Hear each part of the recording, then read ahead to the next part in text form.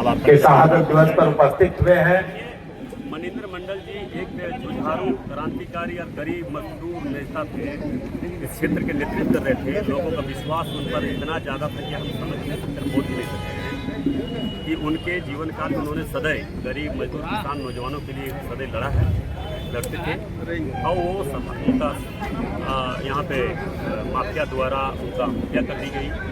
मगर उनका नेतृत्व उन्होंने जिस पार्टी का नेतृत्व कर रहा था, उस पार्टी का कई बार सरकार इस राज्य में आया, मगर आज तक उस ऐसे शहीद को आज तक शहीद का दर्जा नहीं दिया गया। इससे बड़ा दुर्भाग्य क्या हो सकता है? इसलिए मैं जरूर केंद्र आज को रखेंगे और उनका शहीद का दर्जा दिया। जो समाज में कोई उनका किसी तरह का कोई अच्छा काम ही नहीं रहा है, उसके बड़े बड़े प्रतिमा और मूर्ति लगता है। मगर जो व्यक्ति सच्चाई और धरातल पर उतरकर गरीब के लिए, मजदूर के लिए, यहाँ के नौजवानों के लिए, यहाँ के लिए शहीद हुआ है, उनका प्रतिमा लगने में भी बहुत लंबा समय लग गया। मैंने लगातार इस प्रतिमा को लगाने के लिए बहुत लंबा प्रयास किया था और आज अंततः लगा। मैं आपको यह आश्वस्त कर रहा हूं और आप लोगों को आश्वस्त कर रहा हूं, जिस किसी भी समय हमारी जरूरत इस परिवार के लिए, इस क्षेत्र के लिए पड़े, कभी भी आवाज दीजिए। हम आपके समक्ष खड़ा रहकर आपके साथ खड़ा रहने का काम करेंगे। मैं आप लोग से एक और आग्रह निवेदन करना चाहेंगे। बहुत लोग बहुत तरह का आरोप प्रत्यारोप राजनीतिक क्षेत्र में लगता रहता है, मगर जात पात के राजनीतिक से जरूर बचिएगा। जात पात के राजनीतिक से सिर्फ समाज का नेता बन सकता है, समाज का नेता नहीं बन सकता है। मगर आज हम लोग कुछ देखने को इस तरह का मिल रहा है। मंच पर आएंगे तो तरह तरह का बात बोलते हैं, जात पात से ऊपर उठकर, गांव के लिए, गरीब के लिए, मजदूर के लिए।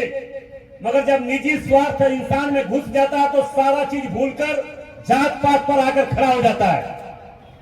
वैसे लोगों से बचना है और इस क्षेत्र के कोयलांचल के इस धरती पर हर समाज, हर जात, हर धर्म के लोग मिलकर आगे बढ़ना है, तभी माफिया को शिकस्त दे सकते हैं हम लोग।